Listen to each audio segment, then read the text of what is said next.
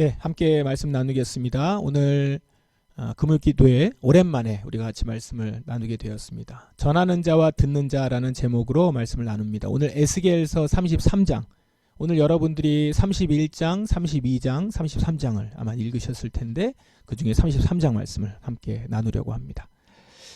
에스겔서 33장은 에스겔서 전체에 있어서 중요한 위치에 있습니다. 내용에서도 그렇고 역사적인 배경에서도 그렇습니다. 우선 예언의 대상이 25장부터 해서 암몬, 모압, 두로, 시돈, 이집트 등에 대해서 열방의 예언의 대상이었는데 이제 그 내용이 32장에서 끝나죠. 오늘 여러분 읽으셨으면 구분이 되실 텐데 32장에서 끝나고 33장을 시작으로 해서 다시 이스라엘 백성들로 그 대상이 바뀝니다. 그래서 여러분 예언을 읽을 때 종종 말씀을 드리는데 그 성경 본문에서 문장 사이에서 이게 지금 누가 누구에게 이야기하고 있는 건가, 그거를 한번 구분하실 필요가 있고 그 가운데선 이 대상이 누군가를 보셔야겠죠. 하나님이 예언자에게 이야기하시는 건가, 하나님이 예언자에게 이야기하셔서 대상에게 이야기하는 건가, 아니면 직접 얘기하는 건가, 아니면 예언자와 그 대상들, 백성들 사이에서의 그냥 대화인가, 이런 것들도 좀 구분해 보시고요. 장마다 어떤 대상에 대해서 지금 예언을 하고 있는가, 이것만 구분하셔도 조금 더 윤곽이 드러나고 분명하게 메시지가 전달되는 것들을 여러분이 경험하실 것입니다. 지금 33장은 열방의 그 예언을 하던 32장까지의 내용을 끝내고 33장부터는 이스라엘 백성들에게 대상으로 해서 다시금 예언이 시작되는 그런 본문이다라는 겁니다. 그리고 여기서 또 하나, 예언의 그 주된 내용이 좀 달라졌습니다. 이전에 이스라엘 백성들에게 예언할 때는 어떤 내용이었냐면 주로 심판과 경고의 메시지가 주를 이뤘습니다. 근데 지금 33장부터는 그렇지 않아요. 왜 그럴까요? 왜냐하면 예루살렘이 함락되었기 때문입니다. 결국 함락되었거든요. 중간에 보면 함락 소식이 전해지는 내용이 나옵니다.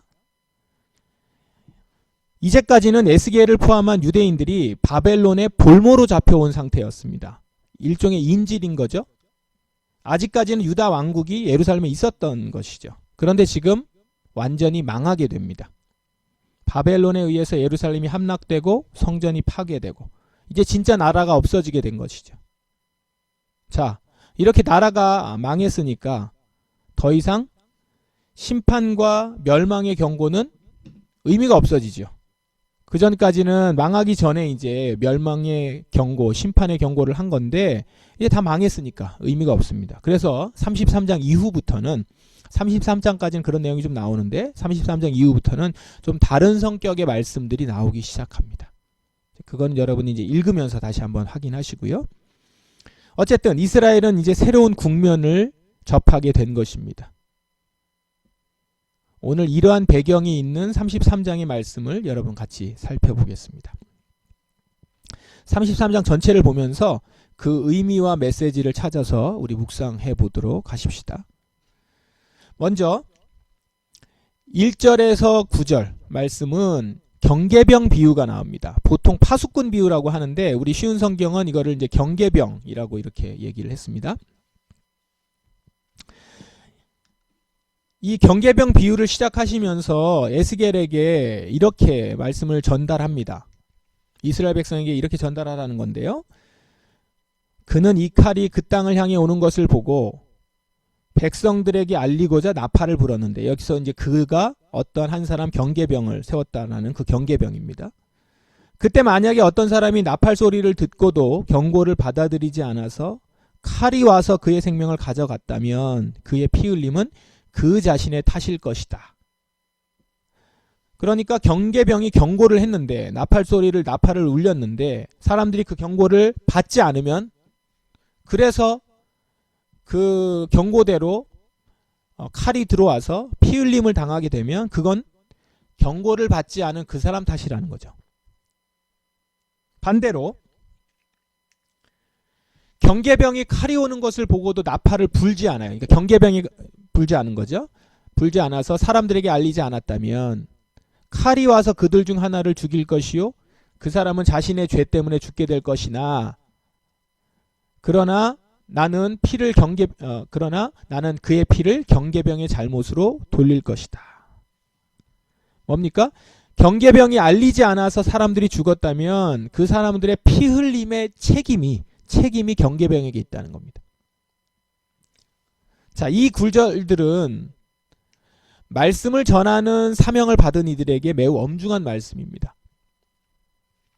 먼저 말씀을 전하는 자리는 특권이 아니라 무거운 책임을 가진 자리다라는 것을 오늘 보여주죠. 여러분, 경계병을 특권 있는 자리 이렇게 얘기하진 않죠? 책임을 가진 자리 이렇게 얘기하죠. 내가 경계를 쓰러 간다라고 하는 건 책임을 갖고 가는 것이지 무슨 권리가 있는 게 아닙니다. 그러니까 경계병이라는 거예요. 지금 에스겔을 경계병으로 세웠다라는 거거든요. 이 얘기가 뭡니까? 말씀을 전해야 하는 때에 말씀을 전하지 않으면 그로 인해서 그 들어야 되는 대상이 그 말씀을 듣지 못해서 회개와 변화의 기회를 갖지 못했다면 그로 인해서 그 말씀을 듣는 이에게 있게 될 심판의 책임은 전해야 하는 자의 책임이라는 겁니다. 해야 할 말을 하지 않으면 그것은 단순히 말을 안 한 것이 아니라 전해야 할 말을 전하지 않은 행동을 한 것입니다. 그러니까 전하지 않았으면 그냥 이렇게 소극적으로 뭘 안 한 것이 아니라 전해야 하는 행동을 하지 않은 행동을 한 거다. 이렇게 적극적으로 보게 되면 그런 불순종의 행함을 한 거라는 겁니다. 말씀을 전하는 자가 청중이 듣기 불편할 것 같은 말씀도 전해야 되는 이유가 바로 여기 있습니다. 전하지 않으면 불순종의 행동을 한 것입니다. 경계병은 전하지 않으면 불순종의 행동을 한 거예요. 청중이 그 말씀을 듣고 변화되고 안 되고 이거는 그 말씀을 들은 청중의 몫입니다.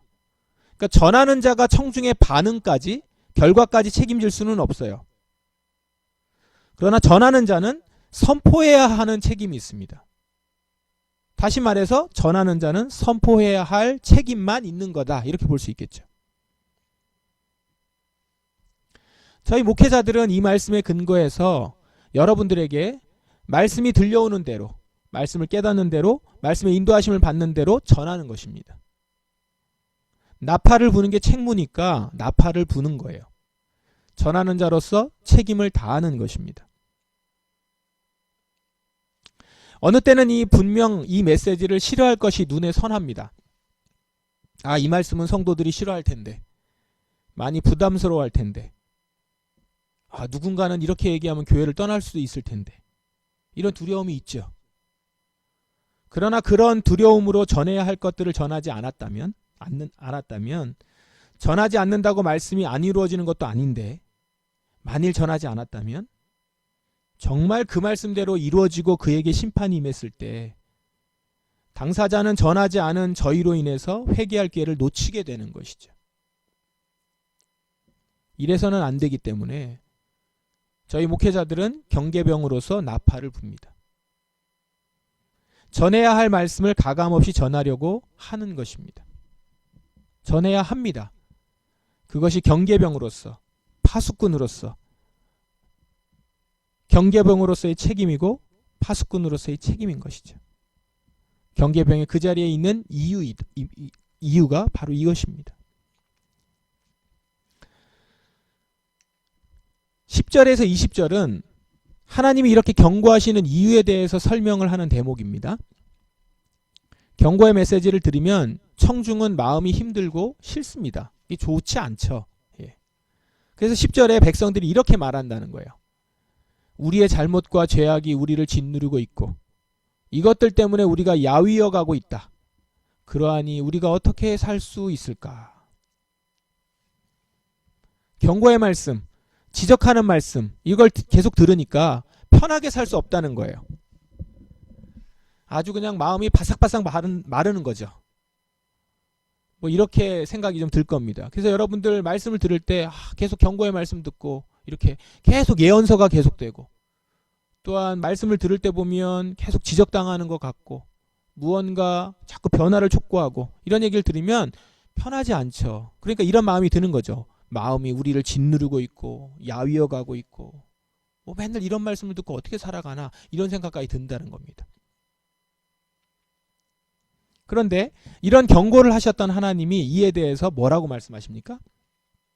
주 여호와께서 말씀하신다. 맹세코 나는 악한 사람이 죽는 것을 즐거워하지 않으며 오히려 그들이 악한 길에서 돌이켜 살기를 바란다. 무슨 말입니까? 하나님이 진짜 하고 싶은 말씀은 너희 다 죽을 거야 이게 아니라 악한 길을 단념하라 라고 하는 말씀을 하고 싶으신 겁니다. 하나님은 우리가 죽기를 바라고 말씀하시는 것이 아니라 살기를 바라고 말씀하시는 거라는 거예요. 하나님이 이렇게 경고하는 것이 즐겁거나 결코 재밌지 않다는 거예요.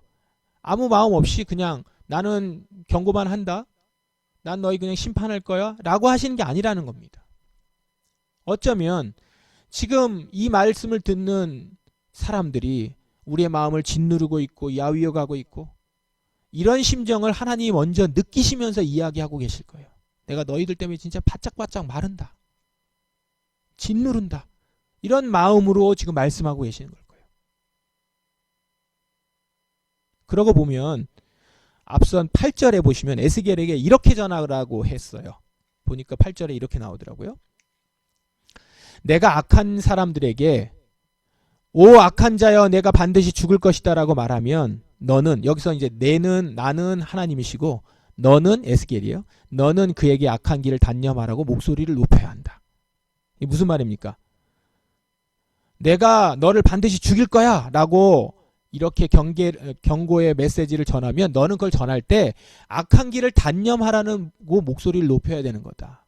그냥 너 반드시 죽을 거야 이렇게 하고 끝내라는 얘기가 아니라는 것이죠. 그러니까 전하는 사람도 지금 이 하나님의 심정을 알아야 되고 듣는 사람도 하나님의 본심을 좀 알고 들어라. 죽으라고 얘기하는 것이 아니라 살라고 말하는 것이다. 근데 이렇게까지 얘기하고 정말 이렇게 되기 때문에 이 이야기를 듣고 이 본질을 알고 이 실존 가운데서 돌이켜야 된다는 것이죠. 듣기 싫어만 하면 안 됩니다. 듣고 돌이켜야 된다는 것이죠. 경고의 말씀을 듣고 돌이키게 하기 위해서 심판을 경고하고 정말로 그것을 리얼하게 이야기하고 실제 일어날 일들을 이야기하고 그것이 우리에게도 해당될 수 있다는 걸 반드시 이야기하는 것입니다. 여러분 우리가 사순절부터 부활절까지 심지어 지난주 부활주일은 부활에 대한 기쁜 소식을 나눌 줄 알았더니 십자가에 나의 자아를 못 박아야 된다는 얘기를 또 했잖아요. 그때도 그 말씀을 전했어요. 이게 우리를 죽이고자 하는 말씀이 아니라는 겁니다. 우리를 살리고자 우리가 생명을 얻게 하기 위해서 이 말씀이 우리에게 전달되고 있고 전해지고 있다는 것입니다. 그러니 여러분 이러한 하나님의 마음을 좀 깊이 느끼시면서 들려지는 말씀이 껄끄럽고 어렵게 느껴지고 힘겹게 느껴지고 다소 기분이 나쁠 수도 있겠지만 그런 마음을 버리시고 지금 내가 죽을 수 있는 길에 있음을 자각하여 살 자리로 돌아와야 한다는 것입니다. 과거의 의로움이 지금의 죄를 덮지 못하고 과거의 죄가 지금의 회개를 막지 못합니다. 지금 들려질 때 내가 회개해야 할 것을 회개하며 돌이킬 것에 대해서 돌이켜서 의로운 길로 가야 하는 것입니다. 여러분 듣고 돌이켜 사는 길로 들어서시기를 바랍니다. 죽어야 부활합니다. 죽지 않으면 부활을 경험하지 못한다는 것입니다. 이것은 어느 누구도 예외가 없다는 사실. 오늘 우리에게 지금 말씀하고 있다라는 사실을 우리가 인식하며 오늘 이 말씀 가운데로 여러분 나가시기를 바랍니다. 21절, 22절 말씀입니다. 짧지만은 에스겔서 전체에 있어서 전환이 되는 구절입니다. 에스겔서 전체요. 말씀이 어떤 말씀으로 시작하냐면 21절이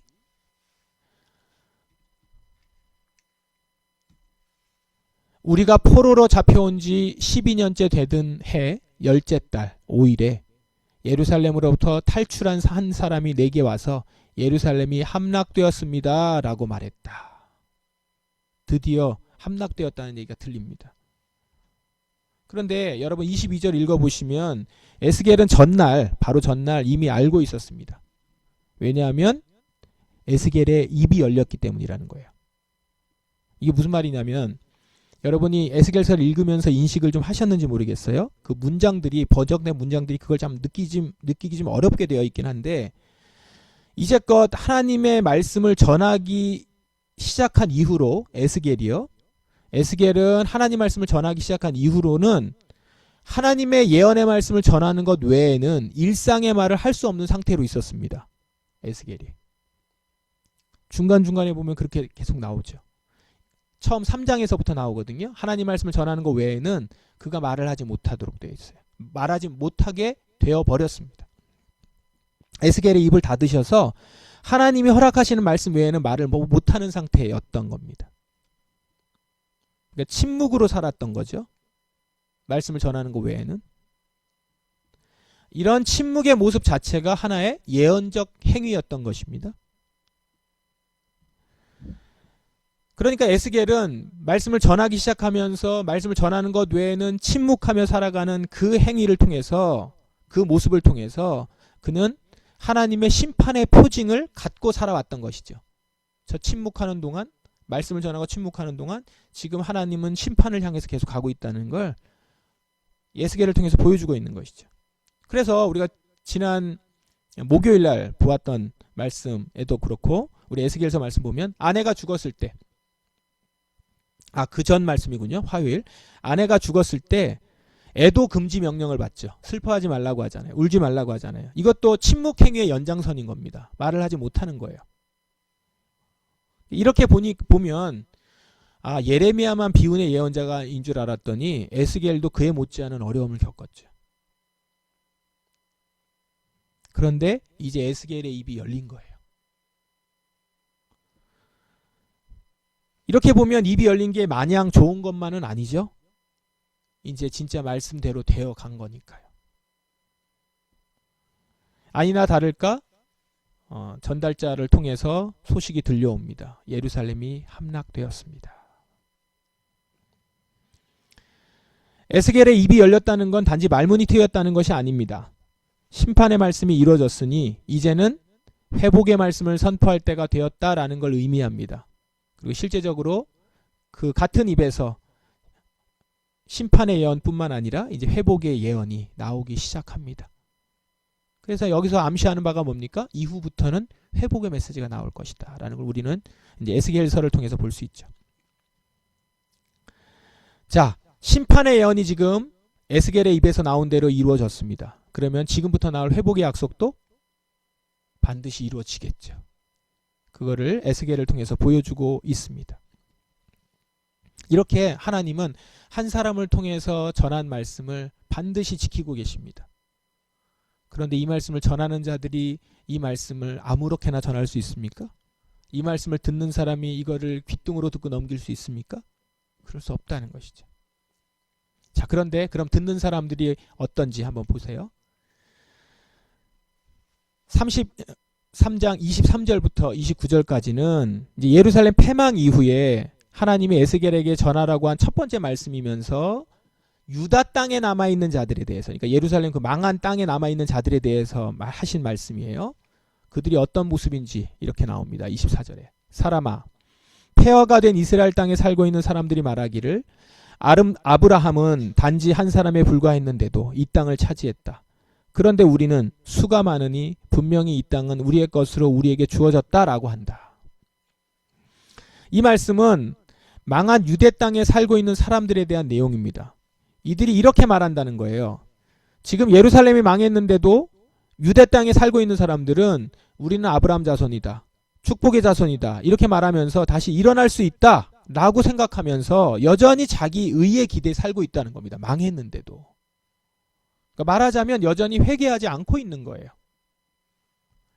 이들이 망한 것은 우상을 숭배하고 불의한 일을 일삼고 음란과 강도짓을 행하고 있기 때문인데 그것을 받아들이지 않고 우리는 아직까지 여전히 살 수 있다라고 하는 것이죠.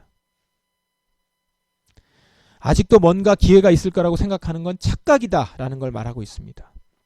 지금 패망은 완전한 패망이고 남은 것이 없이 황폐하게 될 것이다 라는 것을 더 추가적으로 전하고 있습니다. 지금 유대 땅의 사람들은 회개의 마지막 기회조차 놓쳐버리고 있는 것이죠. 이걸 보면 어쩌면 이럴까 싶죠.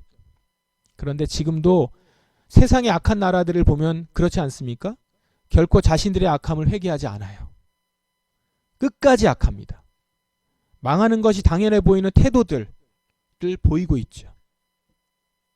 물론 그들이 망하고 끝나는 것을 원하지 않습니다. 그게 기쁜 일은 아닙니다. 그러나 망할 수밖에 없는 행태를 보인다라는 것이죠. 마지막 30절부터는 이제 포로로 잡혀와 있는 유대인들, 바벨론 땅에 있는 잡혀와 있는 이들에 대해서 말씀합니다. 24절부터의 내용은 유대 땅에 남아있는 사람들에 대해 말씀이고 30절부터는 에스겔과 같이 바벨론에 붙잡혀온 유대인들에 대한 내용이에요. 이들은 그럼 어떻습니까? 사람아, 내 백성이 담 옆이나 집 문간에 모여 너에 관해 말하기를 가서 여호와께서부터 왔다는 말씀을 들어보자 라고 합니다. 이게 어떤 태도 같아요? 말씀을 들으러 왔다는 거예요. 에스겔의 말씀을 들으러 왔다는 겁니다. 여기까지는 좋죠. 그런데 이들의 모습이 어떤 모습이냐?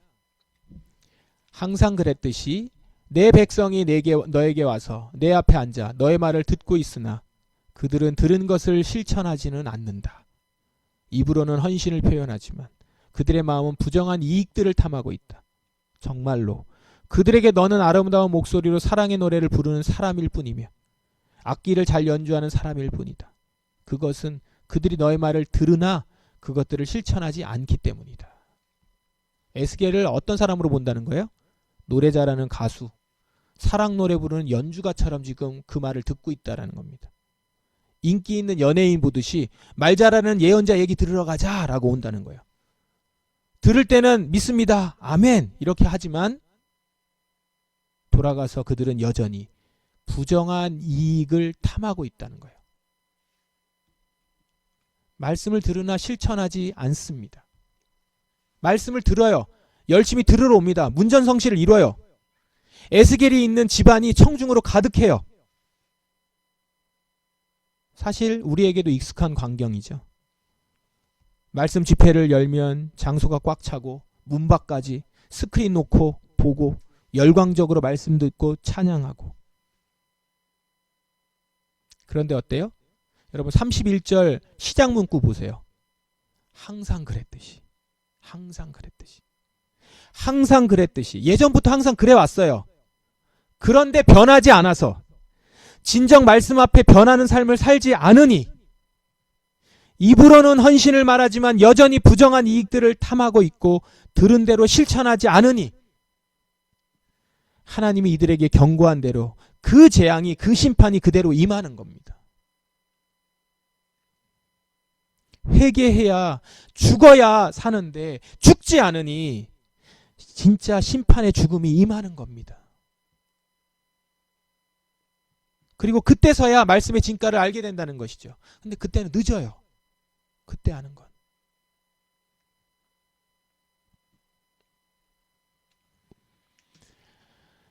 오늘 에스겔서 33장은 전하는 자와 듣는 자 두 종류의 사람에게 말씀했습니다. 나팔을 불지 않는 경계병은 나팔 소리를 듣지 못해 죽은 자들의 피해에 대한 책임이 있습니다. 전하는 자에게 침묵은 중립이 아닙니다. 그건 불순종입니다. 두려워서 말하지 않는 것도 편하려고 말하지 않는 것도 전하지 않는 불순종입니다. 그때에 그 사람들의 피해 값을 그 전하지 않는 자에게 물을 것입니다. 듣는 자는 듣는 것으로 끝내면 안 됩니다. 에스겔의 집에 가득 앉아서 감동받고 돌아가서 부정한 이익을 탐했던 자들, 말씀을 아름다운 노래처럼 즐기다 아무것도 바뀌지 않은 채 집으로 돌아가는 자들, 오늘 하나님이 우리에게도 경고하시는 모습입니다. 하나님이 지금도 우리에게 이 말씀을 하시는 이유는 단 하나입니다. 살리고자 하심입니다. 때로는 강하게 듣기 힘들고 부담스럽게 들리기도 하는 말씀을 여전히 우리에게 전하시는 이유는 우리를 살리시기 위함입니다. 오늘도 죄로 인한 심판이 있음을 알리는 나팔 소리가 들립니다. 파수꾼이 나팔을 불었다면 이제 여러분 어떻게 해야 합니까? 그 심판의 자리에서 떠나 회개의 자리로 가야죠. 그렇게 해서 살아야죠. 듣기만 하고 실천하지 않는 그냥 부정한 욕심 가운데 이익을 탐하는 자로 남아있지 마시고 그 정과 욕심을 그 들은 대로 나 자신을 돌아보며 회개의 자리로 나아가 정말 변화되는 통에 자복하며 변화되고자 나를 죽이는 모습을 가져야 한다는 것입니다. 그래야 삽니다. 오늘 나를 죽이는 길로 이끄는 죄와 욕심, 죄로 물든 자를 십자가 앞에 못 박고 예수와 함께 다시 살아서 영원한 부활 생명으로 사는 저와 여러분 되기를 주님의 이름으로 축원합니다.